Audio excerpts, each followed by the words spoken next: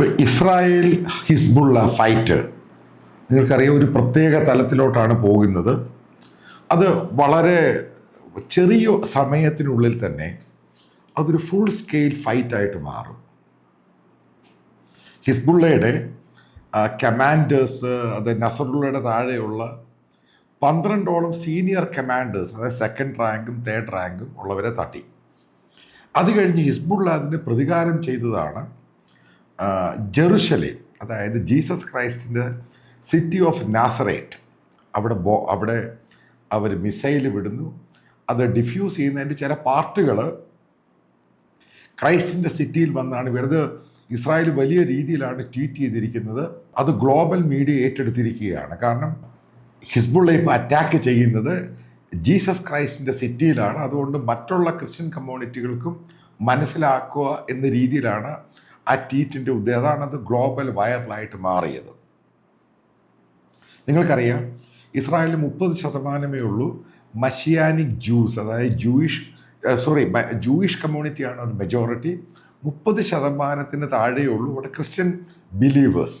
ഇപ്പം അതിൻ്റെ അകത്ത് പാലസ്റ്റീൻകാരും ഉണ്ട്, ക്രിസ്ത്യൻ ബിലീവേഴ്സ്. പക്ഷേ ഈ സിറ്റിക്കകത്ത് ഉണ്ടായിരിക്കുന്ന അറ്റാക്ക് ഇതൊരു ഗ്ലോബൽ അറ്റൻഷനായിട്ട് മാറുകയാണ്. ഇനി ഏതൊക്കെ രീതിയിലാണ് ഇസ്രായേൽ ഹിസ്ബുള്ളയെ അറ്റാക്ക് ചെയ്തിരിക്കുന്നത് ആലോചിച്ച് നോക്കാം. നിങ്ങൾക്കറിയാം pager bomb, walkie talkie bomb, അവരുടെ ലാപ്ടോപ്പ് പൊട്ടിത്തെറിക്കുന്നു.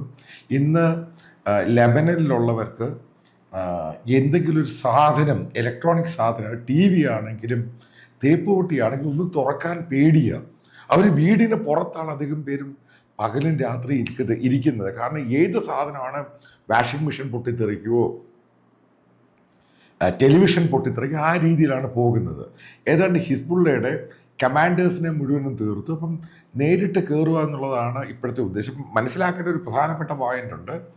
ലെബനനിലുള്ള ഒരു വലിയ ഭൂരിപക്ഷം ജനങ്ങളും, അത് അവിടുത്തെ പാർലമെൻറ്റിലാണെങ്കിലും ഹിസ്ബുള്ളയുടെ ഇതിനോട് ഭയങ്കരമായിട്ട് എതിർപ്പ് പ്രകടിപ്പിച്ചിട്ടുണ്ട്. കാരണം ആ രാജ്യത്തെ വെറുതെ ഒരു യുദ്ധത്തിലോട്ട് വലിച്ചിഴയ്ക്കുന്നു. കാരണം ആ രാജ്യത്ത് വലിയ നാശനഷ്ടങ്ങൾ ഉണ്ടാകുന്നു.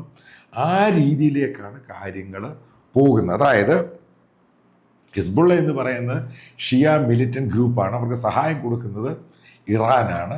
ആ രീതിയിൽ അവർ ഇസ്രായേലിനെ അറ്റാക്ക് ചെയ്യാൻ, അതാണ് അവരുടെ വാറിൻ്റെ ഫിലോസഫി എന്ന് പറയുന്നത്. പക്ഷേ ലെബനനിൽ തന്നെ വലിയ പ്രശ്നമുണ്ടാകുന്നു, അടുത്തുള്ള ജോർദാനിൽ പ്രശ്നമുണ്ടാകുന്നു. കാരണം ആ ഒരു ഏരിയയിൽ മുഴുവനും ഒരു വാൺ ടോൺഡ് ഏരിയ ആയിട്ട് ഇതിനെ മാറ്റി.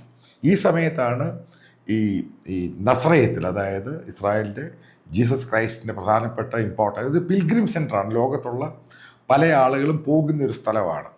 അവിടെ അറ്റാക്ക് ചെയ്ത് കഴിയുമ്പോൾ, കാരണം ലോകത്തുള്ള മറ്റ് ക്രിസ്ത്യൻ രാജ്യങ്ങൾക്ക് അത് ഇവർക്ക് വലിയ പ്രശ്നം. പല ക്രിസ്ത്യൻ രാജ്യങ്ങളും ഇസ്രായേലിനെ, അതായത് ഇറ്റലി ആണെങ്കിലും സ്പെയിൻ ആണെങ്കിലും, പ്രത്യേകിച്ച് യൂറോപ്പിലെ പല രാജ്യങ്ങളും ഇസ്രായേലിനെതിരെ പല രീതിയിലുള്ള സാങ്ഷൻ, കാരണം സിവിലിയൻസിനെ കൊല്ലുന്നു എന്ന് പറയുന്ന സാങ്ഷനും ഈ വെപ്പൺസും ഒക്കെ നിർത്തിവെച്ചിരിക്കുകയായിരുന്നു. പക്ഷേ അത് വീണ്ടും റീതിങ്ക് ചെയ്യുന്ന രീതിയിലോട്ട് പോവുകയാണ്. അതായത് ഈ രാജ്യങ്ങൾ വീണ്ടും ഇസ്രായേലിന് പിന്തുണ കൊടുക്കുന്നു. അതായത് വാറിലോട്ട് ഹിസ്ബുള്ള ആണെങ്കിലും ലെബനനാണെങ്കിലും ഇറാനിലോട്ട് പോവുക, ഈ ഒരു ഫ്യൂച്ചർ പ്ലാനാണ് ഇപ്പോൾ ഇസ്രായേലിൻ്റെ കയ്യിലുള്ളത്. കാരണം ഇതിൻ്റെ ഡിപ്ലോയ്മെൻ്റാണ് നമ്മൾ ഇൻ്റർനാഷണൽ മീഡിയ നോക്കുവാണെങ്കിൽ കാണുവാൻ സാധിക്കുന്നത്. അതായത് വെരി സൂൺ ഇസ്രായേൽ അവിടെ ഇൻവേഡ് ചെയ്യും, അതായത് ലെബനനിലോട്ട് പോകും. അതേപോലെ തന്നെ ഇസ്രായേലിന് ലെബനൻ്റെ ഏതാണ്ട് നല്ലൊരു ഭാഗം അവർക്ക് ബഫർ സോണായിട്ട് വേണമെന്നാണ് അവരുടെ ഡിമാൻഡ്. അപ്പോൾ അതിൻ്റെ ഒരു പ്രാരംഭ രീതി, കാരണം ലെബനൻ്റെ സെക്യൂരിറ്റി ഹിസ്ബുള്ളയൊക്കെ 10, 70, 100 കിലോമീറ്റർ ദൂരെ നിന്നാണ് ഇതിപ്പോൾ ചെയ്യുന്നത്. അപ്പോൾ അതിൻ്റെ അകത്തോട്ട് കയറിയിട്ട് ബഫർ സോൺ ഉണ്ടാക്കിയിട്ട് വീണ്ടും അവിടെ മതിൽ കെട്ടും ഈ പരിപാടികളിലോട്ട് പോകാൻ വേണ്ടിയാണ് ഇസ്രായേൽ ഉദ്ദേശിക്കുന്നത്. അപ്പം വാറിൻ്റെ പുത്തൻ ഫിലോസഫി മാത്രമല്ല, അതിനൊരു ഇസ്ലാം വേഴ്സസ് ക്രിസ്ത്യൻ, നേരത്തെ ഇസ്ലാം വേഴ്സസ് ജൂയിഷ് ആയിരുന്നുവെങ്കിൽ പെട്ടെന്ന് ഇസ്ലാം വേഴ്സസ് ക്രിസ്ത്യൻ എന്ന രീതിയിലോട്ട് വാറിനെ മാറ്റിയെടുക്കുക, അത് ഇസ്രായേലിൻ്റെ ഒരു ഉദ്ദേശ ലക്ഷ്യം തന്നെയാണ്. കാരണം അതുകൊണ്ടാണ് നസ്രയത്തിൽ ജീസസിൻ്റെ പ്രധാനപ്പെട്ട സിറ്റിയിൽ മിസൈൽ വന്ന് അതിൻ്റെ പാർട്സുകൾ വന്നിട്ട് തീ പിടിച്ചു എന്ന് ഇസ്രായേൽ പറയുന്നത്. കാരണം ഇതിനൊരു വാറിന് വേറൊരു ഡയമെൻഷൻ കൊടുക്കുക.